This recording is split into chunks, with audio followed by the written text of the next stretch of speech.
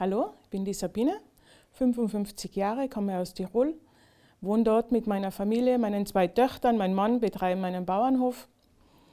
Und unsere zweite Tochter ist mit einer Hörstörung zur Welt gekommen, wurde anfangs mit Hörgeräten versorgt.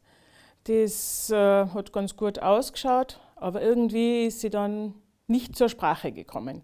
Hat super Hörtests abgeliefert, keine Sprache. Dann wurde schon mal genauer geschaut, was könnte man machen.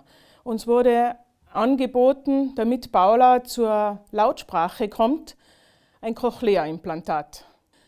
Dann haben wir zufällig bei uns im Dorf ein Mädel gehabt, die 2 Jahre älter ist als die Paula, die auch ein Cochlea-Implantat hat, und haben den Kontakt zur Mutter gesucht, haben gesehen, das Kind kann Radl fahren, die geht zur Schule, was eigentlich auch ganz wichtig ist, was einen sehr beschäftigt, wie entwickelt sich das Kind. Man hat schon eine Tochter, die geht ihren Weg, was passiert mit der zweiten.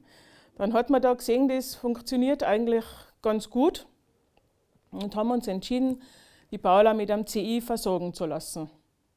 Sie war bei der ersten Operation schon 2,5 Jahre, das relativ spät ist. Und das zweite CI hat sie dann 6 Monate später bekommen, und ihr Weg ist bombastisch. Sie hat ein Tempo vorgelegt mit Sprache und Schule. Das war wirklich eine Explosion nach dieser Implantation. Wir sind sehr dankbar für dieses Gerät und die Technik, was möglich ist.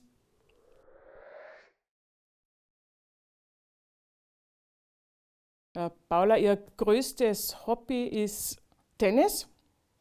Sie ist Bezirksmeisterin, seit sie in die Schule geht. Spielt ein Turnier nach dem anderen. Sie hat einen Einzelsport gewählt. Kann sie eigentlich selber dosieren ein bisschen. Trainiert fleißig, und im Winter ist sie eine Skifahrerin, das muss man jetzt auch noch sagen. Sie ist eine Skifahrerin, da haben wir oft einmal ein bisschen ein Problem mit dem Helm gehabt. Aber eigentlich macht sie jede Sportart. Sie ist eine leidenschaftliche Sportlerin, hat auch ganz viel probiert, bis sie beim Tennis hängen geblieben ist. Mit Karate, es war mir dann ein bisschen zu gefährlich, hat sie es auch probiert. Aber eigentlich, sie ist eine gute Schwimmerin. Die Schwimmlehrerin war sehr hilfsbereit und geduldig mit ihr. Sie hat ja, solange sie ihre CIs noch getragen hat, erklärt, was wir jetzt machen. Sie hat die weggenommen, hingelegt, und ist eine gute Schwimmerin. Aber das ist nicht ihre Leidenschaft.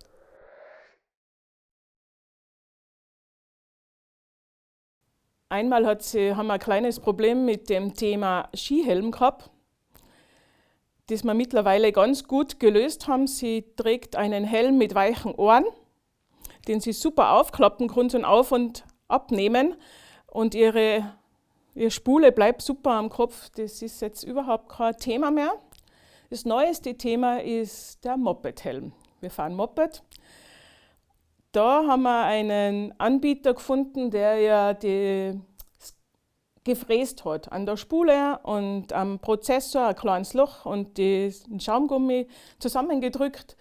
Auch dieses Problem wurde gelöst. Fahrradhelm eigentlich, wenn man ein bisschen geduldig ist, findet man auch für jeden Sport den richtigen Helm.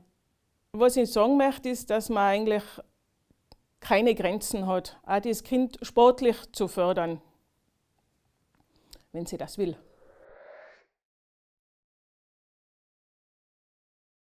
Und allen Eltern möchte ich Mut machen, diesen Weg zu gehen.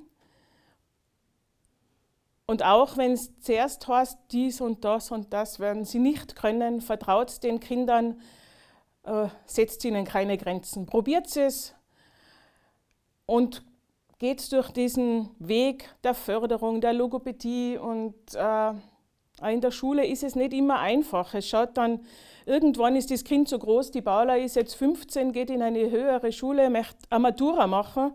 Es schaut alles so wunderbar aus. Es ist immer ein bisschen ein Kampf, aber gebt es einfach nicht auf. Und glaubt an eure Kinder, das ist eigentlich fast das Wichtigste, was ich da mitgeben möchte. Sollten noch irgendwelche Fragen offen sein, dann stehe ich gerne zur Verfügung für ein Gespräch, eine Beratung oder vielleicht auch ein Treffen mit Paula. Sie macht das selber auch schon ganz gut, dass sie erzählt, wie es ihr geht und wie sie das empfunden hat, diesen Weg bis jetzt zu gehen.